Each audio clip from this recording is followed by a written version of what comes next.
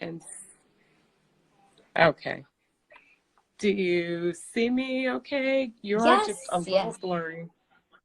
I Okay. You can see do. me okay? Yes. Can you see Okay. me? Yep. I don't know if it's your connection or mine. It looks a Mhm. little blurry, but I do see you and hear you. So as long as you can hear me okay, I Yeah, think we're good. on my end, it's totally clear, you and me. Okay. All right. Perfect. So that's what counts. All right. Well, then I'm going to stop walking around like a crazy person and I'm going to sit down because I I'm think that's like, a good idea. yes, let me You try and stop get your and just, steps in while we do this. I know, there we go, my fitness tracker. Okay, so here we go. Good evening, everybody, and thank you for tuning in to another Fasting Work Girl Chat, where we discuss things related to weight loss, obesity, fasting, and general health and well-being. Um, just before we start, I do have to give my lovely medical disclaimer, which is that I am not your physician and neither is Dr. Mittal. Neither of us know anyone personally. And so what we're discussing tonight is for informational purposes only.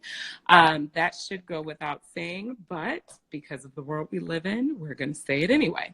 So with that, I am going to introduce our guest tonight, and I'm extremely excited to have Dr. Richa Mittal with us tonight discussing obesity. She is the founder and medical director of Radiant Health Weight Loss and Wellness in Frisco, Texas. As an internist and a diplomat of the Board of Obesity Medicine, she provides medical weight management, diabetes care, as well as preventative health services in the Dallas-Fort Worth area. Her unique program combines specialized medical care with custom nutritional guidance, health coaching, and fasting regimens. She is passionate about addressing her patients' need holistically by treating the medical, social, emotional, and lifestyle aspects of their lives in order to help her patients achieve lifelong health. She posts regularly to the Radiant Health blog about topics related to preventative medicine, weight management, nutrition, and also shares healthy recipes that she enjoys creating herself. Dr. Mittal is a member of the Intensive Dietary Management Network, the Texas Medical Association, and the Obesity Medical Association. She resides in Frisco with her husband and 2 children and enjoys yoga, cooking, reading, and traveling. And with that, I would just like to say welcome. Thank you so much for coming on tonight. Thank you for your time. Thank you. Thank you for having me. I'm No problem. excited. I'm excited too, especially because I like how your practice and your expertise, you mentioned taking a holistic approach. And I think that's so important because we're learning that there's so many contributing factors to weight gain, obesity, and just, the general stress that we're kind of under and what it does to our bodies. So I really like Right. that you incorporate all of that into your philosophy, into your practice. And I think the Dallas-Fort Worth area is very lucky to have a physician like yourself in the area. So Oh, that's thank really you. awesome. Um, so, what I wanted to discuss tonight, I have a series of questions to ask you, and we'll kind of go through them just because many people have not had access to an obesity medicine physician before. And so I think there are a lot of questions that people may have. I think the biggest one is kind of how do you get started? So when you have your patients or just in general, what are the first steps to kind of formulating a plan for weight loss? Sure. So the first thing that I always tell people is to kind of in their minds or write down why is it that you want to lose weight, and coming up with a plan for it is the second thing, because as you go back to why you want to do something is what's going to keep you going when things are hard, or when you face challenges when you're trying to make this lifestyle change. So basically what I tell people is right off the bat, figure out why you want to do this, come up with a plan. Do the easy things first, as far as eliminating processed foods, all those sweet goodies that we enjoy on the indulgences, crackers, chips, the stuff that everyone knows isn't so great, but we can just kind of do it because because we're doing it. And then start journaling. People very commonly underestimate how much they're actually eating. We might think, oh, we ate pretty healthy today. We didn't eat so bad. And then when you actually write it down, and there's apps that you can use for that. There's MyFitnessPal. I use an app with my patients called Health Track. But if you're not an app person, you just write it down. The important thing is to actually see and then kind of look at what you're doing and then make changes from there. The other thing is if you have underlying medical problems like type 2 diabetes or high blood pressure, get with your doctor or find a physician who has a background in weight management and who can also help you with your medical issues, because you might very well need adjustments to your medications as you're going through the process of losing weight. And also there are some medications that actually cause people to gain weight. And a lot of times you might be on it for, some specific reason. And I don't recommend that you stop any medication without consulting with your doctor. But a lot of medications that we use are what are actually cause weight gain, or could be preventing you in succeeding in your efforts. So it's a good idea to go over your medication list with your doctor as well. The other thing is finding a partner or someone that you can be accountable to, who can help you, support you. We always do better when we do it with someone, with a buddy. And that way you can kind of share your experiences, talk about what your challenges were, but you're also accountable to them. And we always do better when we're accountable to someone else rather than just ourselves. And one quick tip could be, try to finish eating earlier in the day. I think that's a good way to kind of get started with things. And also, one size doesn't fit all. There's tons of programs out there. And that's why I wanted to have a more customized approach. I don't have one plan that I offer everyone, because you need to do something that's going to be a lifestyle change for the long term. And we can do quick fixes and do that kind of yo-yo thing that we, lose weight, gain weight, but that's not sustainable and that's not healthy for you. So coming up with something that's going to be something that you can stick with is really important. I think that is so key. And you just gave us so many great pointers right there. But I think, sustainability, like you said, is huge. And then the journaling aspect, I often find patients don't realize how many carbs they're eating, or, just how much of what any one sort of nutrient is that they're consuming. And so I think once you start to realize what you're eating, then you can actually have an analysis and a plan of attack. So I think all of that's very important. And along those lines, thinking about weight gain, what are some common things that lead to weight gain in the first place? Sure. So, the very obvious answer to that is we probably are eating more than we need when we're in a situation where it's resulting in weight gain. The other thing is not only how much, but maybe what types of foods that we're eating too much of. Because there's, 3 types of foods. There's fat, there's protein, and there's carbohydrates.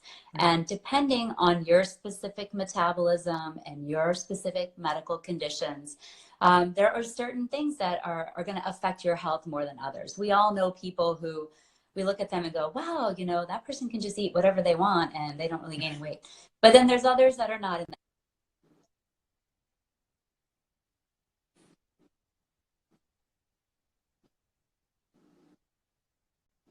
Thyroid levels, or if you have type 2 diabetes, or if you're developing something called metabolic syndrome, which is a combination of high blood pressure, high cholesterol, high blood sugar, increased waist circumference. Those things actually lead to more weight gain, because that's kind of all the hormones that are involved in those processes actually cause more weight gain. And so those kinds of things have to be identified. The other thing is not getting enough sleep. So lack of sleep is a big contributor to weight gain. There's studies to show that the people who get less than 7 hours, or actually I think it was as high as 9 or 10 hours. So if you're on the extremes of sleep, that's not good for your weight. But 7 to 8 hours is the sweet spot as far as how much sleep one should be getting, and a lot of people are not. The other one that kind of goes with that is stress. Stress is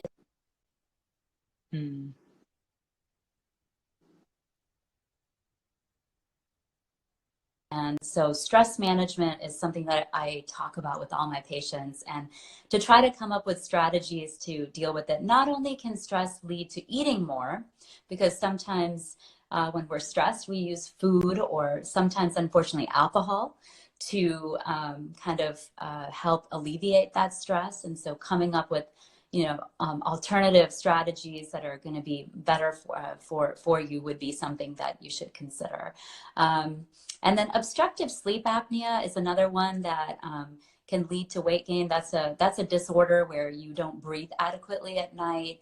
And a lot of people who are struggling with weight, but even some people who don't, necessarily struggle with weight, can have sleep apnea. But as that happens, and your brain and your body are being deprived of oxygen, that's a big stressor. And there's studies to show that hunger hormones and other factors that help keep your weight down can actually be off because of sleep apnea. And so that can also lead to weight gain.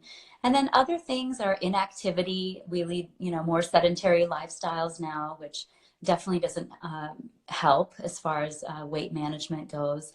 And one thing I was just going to mention to go back to it was, there's a concept of something called adiposopathy, and it's kind of a technical term, but basically what that means is the fat that we accumulate as a result of this metabolic syndrome that I was talking about, or this fat that we accumulate in our abdomen and around our organs, is not the same as the fat that we accumulate in other places in our body.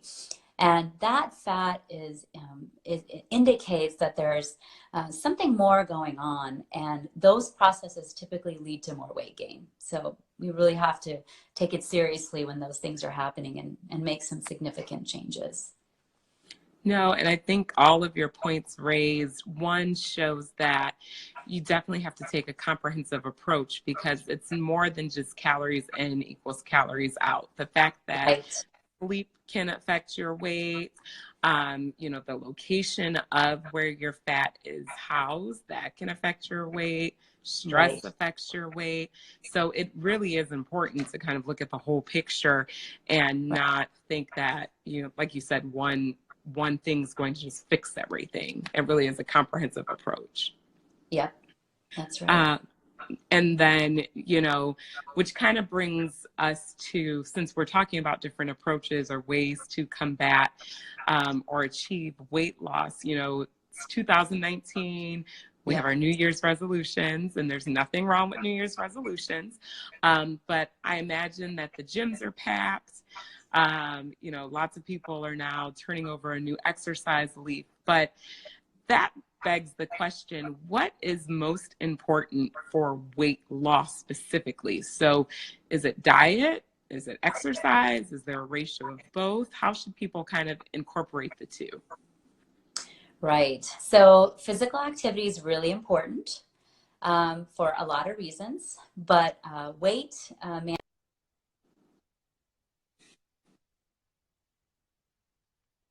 the answer.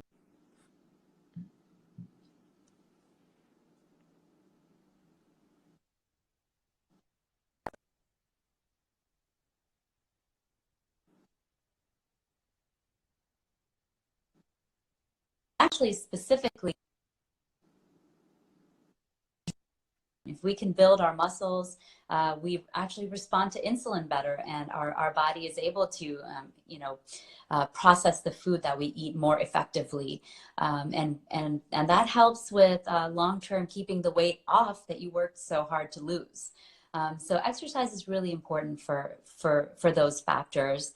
And definitely as people lose weight and they go into that more maintenance period and that transition time, exercise is really important then as well, because it helps mitigate some of that weight regain, which unfortunately is also a reality as to what will happen. Your body will try to get you back where you were. So that's where exercise really comes in. But in that acute phase, when you're trying to lose weight, it's about diet.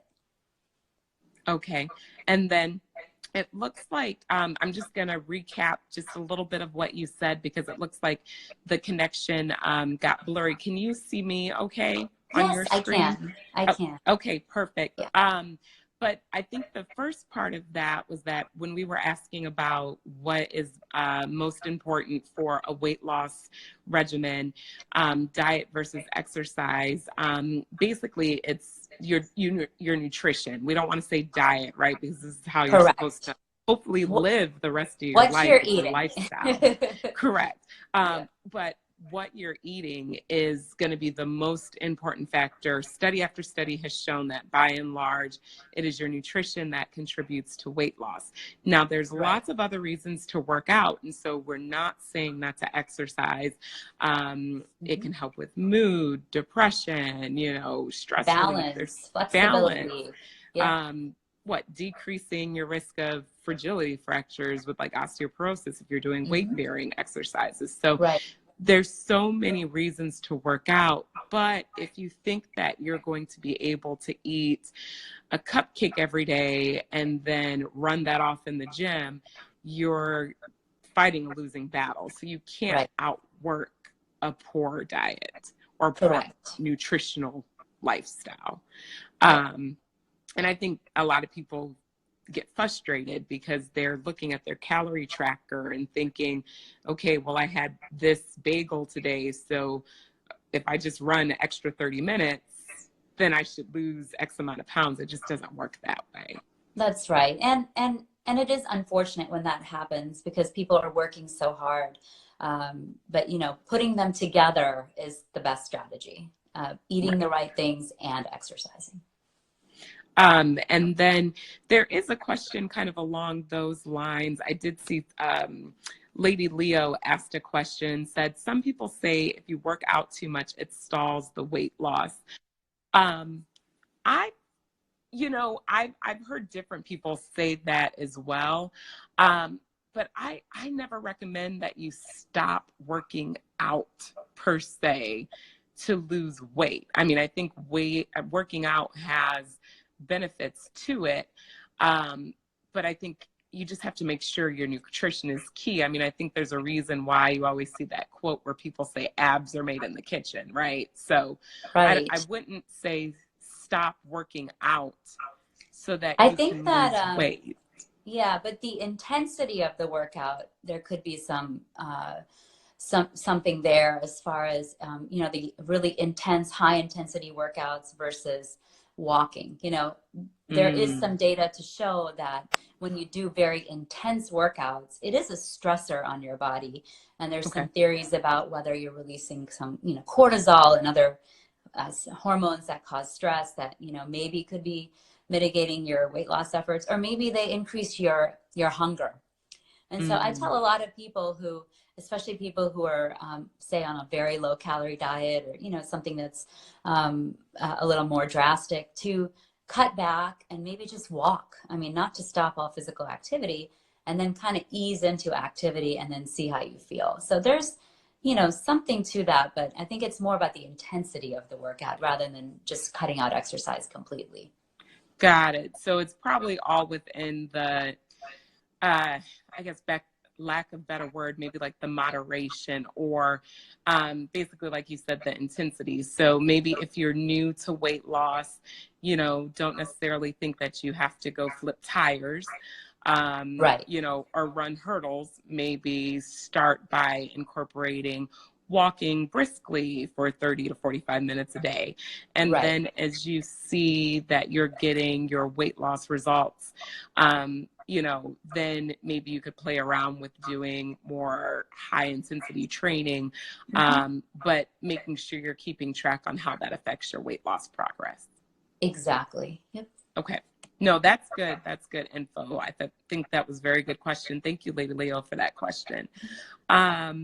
So obviously my handle is Fasting Work Girl. So I believe in fasting. But Me you too. also, yes, and you also mentioned in your biography and on your website, that you do incorporate this as one of many tools to weight loss. So Right. my question is, from your standpoint, who could fast? Obviously, they need to talk to their physician. We're going to keep saying that. But who can fast, and what are some of the easiest ways to begin? Sure. So basically anyone can fast. The people that come to mind who can't are if you're underweight, you shouldn't be fasting. And if you're pregnant or nursing, you shouldn't be fasting. Other than that, I guess if you're dealing with some kind of really horrible cancer or illness like that, there are people who fast during chemotherapy or right before they receive chemo, but that again needs to be done for sure in conjunction with your doctor, with your oncologist. But other than that, anyone can fast. And as far as getting started with it, you're already fasting when you're sleeping at night. So we all know how to fast. It's just a matter of trying to figure out how to modify it a little bit. And one of the easier ways to get started is with the what's called time restricted eating, or taking your after your last meal for the day, which I typically try to do like by 7 p.m. personally, but it's a little bit different for everyone. If we can eat earlier in the day, it's better. In general, our bodies were designed to eat earlier in the day. There's studies that show this in animals as well as humans. So eating earlier in the day, stopping your eating, and then you're sleeping, and then you're just extending that fast until maybe prolonging breakfast for a few hours. And so I would say, that's a very gentle way of easing into fasting and getting the hang of it. Of course, staying hydrated during that time is very important. And then trying to understand that hunger is okay. Hunger passes. A lot of times you might think, well, oh my gosh, am I starving myself? Well, no, you're just giving your body the opportunity to dig into your reserves, as I say. We have fat that we've stored over time to help us during that rainy day when we can't find food. But that doesn't happen anymore. We're always able to get food now, for the most part, most people. And so we never get to go into our reserves. And so that's where fasting, the idea is that it gives us that opportunity to be in a state where we can use some of the fat that we've stored. And then as one gets used to doing that kind of fasting, which I know you talk a lot about this on your blogs and your posts, then you can start talking about all the different kinds of regimens that are out there, which, there's a lot. Right. No, there are a ton. And I think, I also, kind of going along the fasting lines, I had a question later on, but I'll skip to that now, that had to deal with how do you deal with appetite? Or are there any things that can kind of help address hunger? Because looks like Folk Mania also has that question where he's asking regarding fasting, how can you manage the hunger pains and headaches? And you kind of touched on that. But I do think with fasting, hunger becomes kind of a big issue. And so kind of what suggestions do you have to deal with that? Sure. So first of all, when you're hungry and you're fasting, you know that you have chosen to fast. There's food available if you need it. So if you are very hungry and you're feeling weak or shaky, you can just break your fast. You know that you can do that. So that alleviates some of that that stress that you might be having because you're fasting. Now, ways to alleviate hunger. A lot of times, thirst is mistaken as hunger, and so a lot of times, just drinking a big glass of water can help alleviate that hunger. When you're first starting fasting, you will feel hungrier than once your body is used to doing it on a regular basis. The other things that you can do is incorporate some different types of herbs or supplements. Like you can have tea. You can drink tea. You can drink tea or green tea, coffee, but not with cream and sugar and all that. But some people, there's some debates about whether adding cream or whipping cream to your coffee. Is it going to break your fast or not? But that kind of goes beyond this scope of this discussion, because Right. that's a, that is a form of kind of fasting still. But coffee, tea, cinnamon, ginger has been found to be helpful. And then other things are, when you are eating, getting enough fiber. A lot of times people will add psyllium husk to their water and drink that while they're fasting. That fiber kind of helps their hunger a little bit. And again, just knowing that hunger passes. So hunger typically hits you at the times when you were used to eating. It's not that when you're hungry, you're going to stay hungry for your whole fast. That would be horrible. The hunger comes, I mean, it would be, but if you have the hunger and you let the moment pass and you kind of ride the wave, you're going to be not hungry again. And then you can rest assured that you're going to go, and it's going to happen again, but then it's going to pass again too. No, and I think that is very helpful. And, something that you mentioned too is that, with fasting, you have made the conscious decision to go without food for a period of time, Right. versus starvation is the involuntary absence of food. Fasting is the voluntary absence of food. You control that. And so if you ever feel weak or feel dizzy or just feel like, I've gone long enough, break your fast. But if you are, thinking, oh, I'm bored, let me go get something to eat. Well, maybe that's not a real hunger cue. And maybe we should not respond to the cue of boredom. And similarly along the lines of stress or other things that may trigger us to eat aside from the fact of actually needing to eat. So I think all of those are great tips. I